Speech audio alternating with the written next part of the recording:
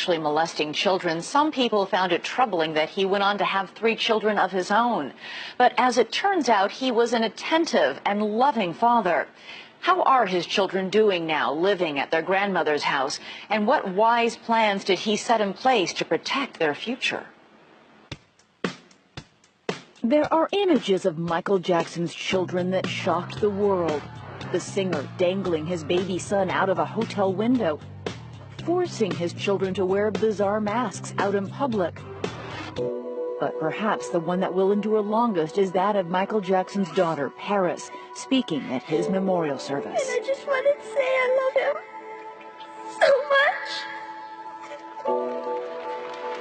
Paris has such a love for her father, and it just touches her heart to know that he will no longer be with her. Daddy has been the best. What was it like to be there, to see Paris break down talking about how much she loved her daddy? It was an emotional moment. It wasn't easy. Frank Cassio was a close friend of Michael's for decades, sharing vacations and holidays with the king of pop. He has seen Michael's children many times since their father's death. Those 3 kids, it's their father. That's all they knew. That was their world. Friends, I wish for you to learn about perseverance and confidence and the true meaning of success, which is love. It's like somebody took their world away from them. It'll get better with time. That pain will still always be there. But I don't think it's heavy. Michael Jackson's first son, Prince, was born in February of 1997 to Jackson and his second wife, Debbie Rowe. When Barbara Walters sat down with Michael 7 months later, his joy was obvious. Do you like being a father? I love it. Are you very involved with him? Yes. Just hearing my voice, he knows. He knows it's me, and he sees me, and his eyes light up. When he's crying. Do you want more children? Yes. Just months later, Michael's daughter, Paris, was born. And in 2002, Jackson welcomed another son known as Blanket. Michael assumed sole custody and formed a powerful bond with all 3 children. It's very striking on the birthday videos that were taken before Michael died. The affection, the level of affection that all 3 kids have for him. And I love you so much. And they did, and he loved them. That's what kept him going, those children. I mean, Mike called them the 4 buddies, you know, and that's what they were. So there was no one closer. So close that some wondered whether Michael's embrace was too tight. First verse one more time. At many of those birthday parties, the Jackson 4 were the only ones celebrating because no other children were invited. All this food, all this cake. And you're like, well, where are all the kids? We thought we was coming to a big party. You got a magician, a clown, and you're only entertaining 3 kids. Michael also homeschooled his children and worried obsessively about their safety. In the Living with Michael Jackson documentary with Martin Bashir, Prince and Paris were filmed wearing elaborate masks. Michael did not want their identities revealed because he feared they would be kidnapped. He was also scared that his children were going to be poisoned. And he was worried when they were at Netherlands that coyotes were going to come and snatch them away. And because of that, they were incredibly isolated. Since Michael Jackson's death, the children have emerged from their lives of isolation. In accordance with their father's wishes, they live with Michael's mother, Catherine, in this Encino home. The family says the process of healing has been steady but slow. Paris constantly says she misses her dad, and she wished he were there with her every single day. In a newspaper interview published this week, Catherine Jackson revealed that Paris has turned her room into a virtual shrine to her father, and that each child spends hours every day listening to Michael's music. I know how much those children are going to miss their father. They're coping with it. You know, they cope with it. Some are concerned that 80-year-old Catherine is overwhelmed by caring for Michael's 3 young children and several of their cousins as well. In March, the LA Department of Child and Family Services investigated reports that Blanket Jackson's cousin, Jafar, had tried to taser him. Do you think 7 kids was too much, perhaps, to have anybody looking after? let's put it this way. Catherine has raised 9 children of her own. You know, certain things possibly need to change moving forward, but those kids are in really good hands. Do you think they should be allowed at some point to go to school instead of being Absolutely. homeschooled? It's in the plans for them to go to school, and I think they're looking forward to it. January, Prince and Paris accepted a Grammy Award on their father's behalf. Through all his songs, his message was simple: love. The children continued their coming out party in these videos, recently posted on YouTube. Paris performs a rap song, Yeah, and I'm sort of like a hooligan. while Blanket acts out a Star Wars skit. Hey, Dad, they call me father. He's my godfather. It was the kind of publicity Michael had hoped they would never have. In fact, he hoped they would never follow him onto the stage. Why do you think Michael was opposed to any of his children ever going into the music business? I don't think he wanted any of his children to have the life that he had, because it wasn't easy. In details of a family trust made public just weeks ago, Michael Jackson left the bulk of his estate to his children. He was careful not to give them too much too soon. Each child must be 40 years old to inherit all the money due them, at least $33 million each.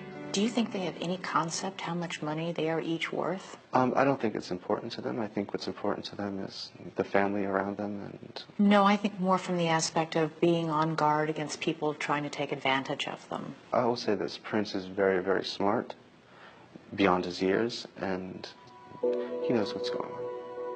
All 3 children will have to be savvy in the years ahead. They face many of the same hurdles their father did, surrounded by the promise and the pitfalls of massive wealth, and pursued everywhere by paparazzi. They don't really like to be photographed still. But you can't keep every camera away. Just yesterday, these pictures were taken at a family holiday in Hawaii. Do you think it's possible that they can ever have a somewhat normal life? I don't think, being the children of Michael Jackson, I don't think they'll ever have a completely normal life. In a life full of surprises, Michael Jackson's finances stand out. How could a man so rich be so broke when he died? Nearly $500 million in debt. Where did it all go? And why is he rolling in it now? Jim Avila follows the money. Michael Jackson lives anew in an upcoming video game. And he's alive again in a new Cirque du Soleil stage production. Cirque du Soleil and Michael Jackson. The DVD of Jackson's This Is It concert movie is a marketing smash. A treasure trove of unreleased music is on the horizon. You can buy a King of Pop ringtone. His estate has sold $5 million worth since his death. Today, Michael Jackson is just about as hot as ever. In the year since he died, SoundScan reports that U.S. fans bought more albums than in his previous 8 years combined. It was an amazing year for him. Author Richard Sicklow says when it comes to money, his lost years are over. He didn't work for nearly a decade, and so 2001 was his last studio album. Jackson had made mounds of money in the 1980s, but as his popularity dropped and the money stopped coming in, it was still going out by the boatload. I kind of, cringed at times. His former publicist, Stuart Backerman, witnessed some of Jackson's legendary shopping excess, but says it wasn't always what it seemed. Take this spree that appeared in the Living with Michael Jackson documentary with Martin Bashir. What these? They were all for show. Did we get those? I like those. He felt, like a lot of celebrities, but in Michael's case, because he was the biggest of them all, that he had to come off like he was an extravagant spender. He did sometimes send things back, but there's no arguing. Michael liked to spend. He didn't really take money seriously because he really deeply believed that money would never be an issue for the rest of his life. The result of that attitude, money flew out the door of Neverland, which cost an estimated $600,000 a month to maintain. One former advisor claimed Jackson spent $8 million a year on plane charters, antiques, paintings, and other personal expenses. At the lowest point, he was spending $10 to $15 million a year more than he was bringing in. Did he have the savings to make that up? It's as though you have, you take out a a credit card and borrow the max on that credit card to pay off another credit card. He just did it on a gigantic scale. Another huge expense, the lawsuits, settled with multi-million-dollar payouts, the most prominent with boys who accused him of sexual abuse. One child was paid nearly $20 million to settle his case. A second boy took him to criminal trial, and the legal costs there were large too. He stiffed his top lawyer for more than $300,000 till the day he died. But in an interview with Jesse Jackson, Michael denied financial troubles. Michael, are you broke? That's not true at all. It's just one of their many schemes to embarrass me and to just drag me through mud. This is sensationalized kind of gossip. Even though Michael Jackson was found not guilty, the bad publicity hurt record sales, and his assets carried heavy mortgages, including the Beatles catalog and his own music rights. He owed upwards of $450 million, and creditors were at the door. Utility bills and staff unpaid. As Michael, I just can't do this anymore. Mike LaPerouse ran security for Jackson. He apologized to me several times about not being able to pay me, that he would make it up to me. And I think he was very embarrassed. And then the worst happened. 2 years ago, Michael Jackson faced foreclosure. He could not make the balloon payment on his once beloved Neverland. It will be very embarrassing for Michael Jackson to lose his home in foreclosure. Dr. Tomei Tomei, a very private businessman, was brought in by Jermaine Jackson at the last minute to help save the ranch and all of Jackson's personal property inside from foreclosure. And 14 days left to pay how much money? $23 million plus. Then how much did he have in the bank? He didn't have anything close to that number. Tomei put together an 11th-hour deal with an investment firm called Colony Capital to pay off the loan. So Michael and his advisors turned to his other debts and making a future for his kids. He once told me, I don't want to be performing Billie Jean when I'm 50 years old. But his manager told him he had to stop resisting a comeback and perform again. I said, Michael, listen, if you wanted to control your own destiny, you have to go back to work because you need to make money. The This Is It show in London was the solution. Randy Phillips of AEG, the company in charge of the 50 show tour, was shocked at how quickly the tickets sold out. When we cut it off on the public on sale at 50 shows, there were enough people. There were over, I think, 225 to 240,000 people still queued up on Ticketmaster, and the ticketing agencies were selling tickets. So we probably could have done 200 shows. What would that have meant for Michael Jackson?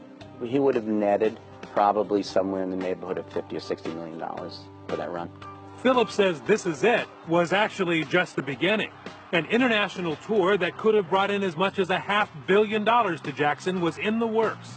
But Michael was already spending his cash advance. There was a house in Bel Air, and the owner wanted like $90 million for it. I said, Michael, you know, you could live very beautifully in Bel Air in a $15 million house. In fact, only in death have Jackson's finances become solid. And for the first time in years, more money is coming in than is going out.